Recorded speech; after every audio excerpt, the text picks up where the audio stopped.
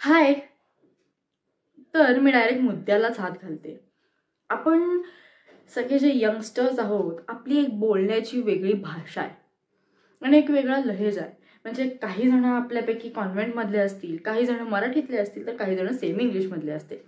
पण त्याचा फारसा काही फरक पडतोय किंवा पडेल असं मला वाटत नाही. हां, थोडाफार पडतो फरक. प्रत्येकाच्या ह्याच्यानुसार फरक हा पडतच असतो. आणि कसं आहे, आपण मराठीतले शिकलेली माणसं जी असतात ती मराठीत विचार करतात, इंग्रजीत शिकलेली माणसं जी असतात ती पटकन इंग्रजीत विचार करतात. यामुळे कधी भाषेतलं द्वंद्व चालू असतं.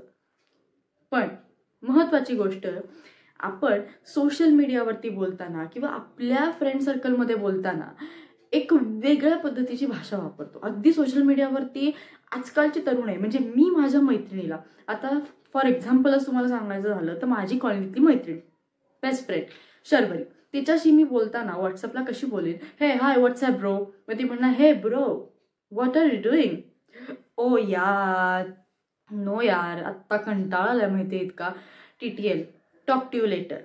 ते तुम्हाला माहित होतं? ASAP as soon as possible, हे तुम्हाला माहित होतं? किंवा याहीपेक्षा वेगळं की GTG got to go, GTH go to hell, म्हणजे आपण मराठीत ज्या शिव्या देतो त्याच्यातली ही सौम्य शिवी, म्हणजे इंग्रजीत आपण म्हणतो की गो टू हेल.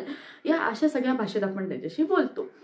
किंवा त्याहून पेक्षा जास्त आपण इमोजीसची भाषा वापरतो. म्हणजे आपल्याला राग आला की आपल्याला राग व्यक्त करायचा असेल तर ते असे लालवाले इमोजीस वापरणं. आपल्याला खूप खळखळून हसू आलं असेल, निखळ हसू आलं असेल तर ते डोळ्यातनं पाणी येणारे हे करून असणारे ते इमोजीस ते वापरतो. किंवा आपल्याला मिश्किल हसायचं असेल तर असावाला तो इमोजी आहे तो पाठवतो.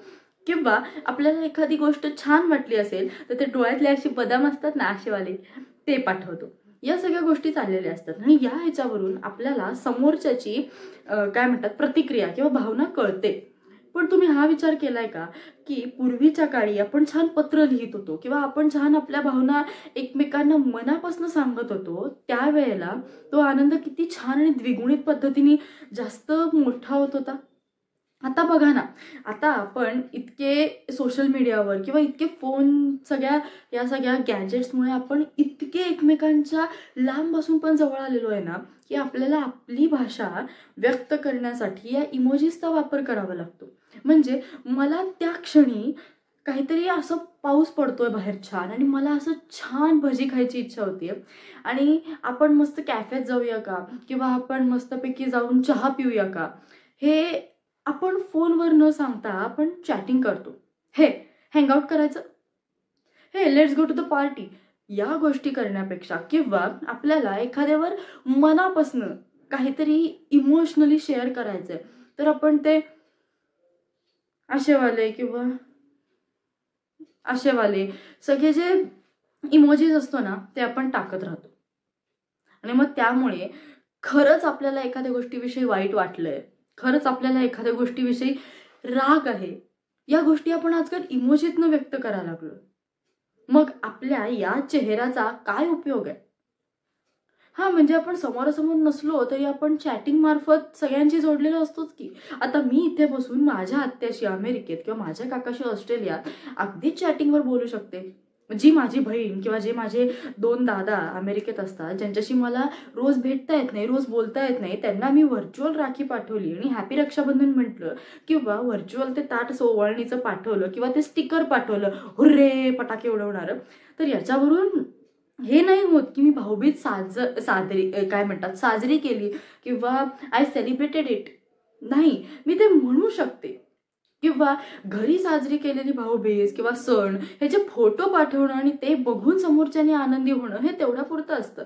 पण त्या क्षणी आपण तिथे हजर राहावं किंवा एखाद्याच्या छान प्रसंगात आपण तिथे उपस्थित असावं, एखाद्याच्या वाईट प्रसंगात आपण त्याच्यासोबत असावं, हे एखाद्या सोशल मीडिया साईटवरून आपण जेव्हा व्यक्त करतो ना तेव्हा त्यातली गांभीर्य किंवा त्यातली काही वेळेला ती गोष्ट नाहीशी होते आणि निघून जाते.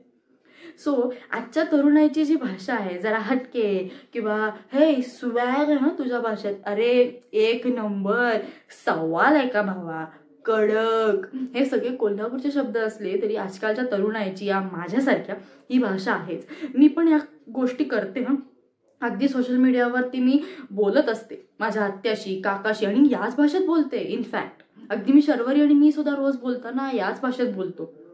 कारण आम्ही एका कॉलनीत असून भेटत नाही. म्हणजे बघा, एवढ्या लांब असलेल्या माझ्या सगळ्या भावा बहिणींना मला भेटायची इच्छा होत असून मला भेटता येत नाही. पण मी आणि माझी मैत्रीण इतक्या एका कॉलनीत असून आमच्या बिझी शेड्यूलमुळे आम्ही भेटू शकत नाही, तरी सुद्धा आम्ही सोशल मीडियावरती एकमेकींशी कनेक्टेड आहोत. एकमेकींचे स्टेटस बघतो, एकमेकींच्या स्टोऱ्याज बघतो, त्याच्यावरती लाईक्स करतो, त्याच्यावरती कमेंट्स करतो. यावरच आम्ही आमची मैत्री जपलेली. पण असं का नाही वाटत की एकदा यावं, कधीतरी तिच्या वाढदिवसाला मी तिला सरप्राईज द्यावं, माझ्या वाढदिवसाला तिने मला सरप्राईज द्यावं. आणि आम्ही असं करतो. म्हणजे जरी भेटत नसलो तरी वर्षातनं एकदा आम्ही दोघींनी आमच्यासाठी इतका वेळ काढून ठेवलेला आहे ना की त्या वेळात आम्ही एकमेकींना, फक्त एकमेकींनाच वेळ देतो.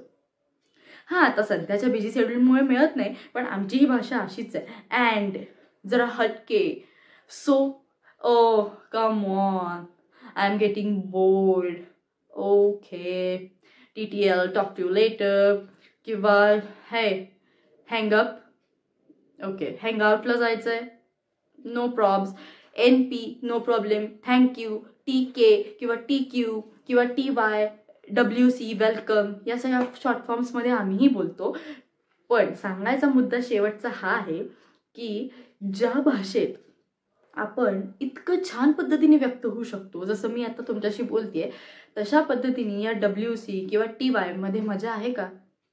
किंवा TTL, talk to you later, got to go, oh मला समजलं, या भाषेत GTG या अशा शॉर्ट फॉर्म्समध्ये मजा आहे का? हे तुम्ही मला सांगा. हां, तुम्हाला थोडासा माझा मुद्दा पटला असेल किंवा नसेल, पण तरीसुद्धा हा मुद्दा थोडाफार विचार करण्यासारखा, अगदी मलाही आणि तुम्हालाही. मी आजकाल फार कमी शॉर्ट फॉर्म्समध्ये बोलायचा प्रयत्न करते. म्हणजे काय होतं की जेणेकरून दोन व्यक्तींच्यातलं भाषेमुळेचं जे अंतर निर्माण होतं ते होत नाही तेवढ्यासाठी.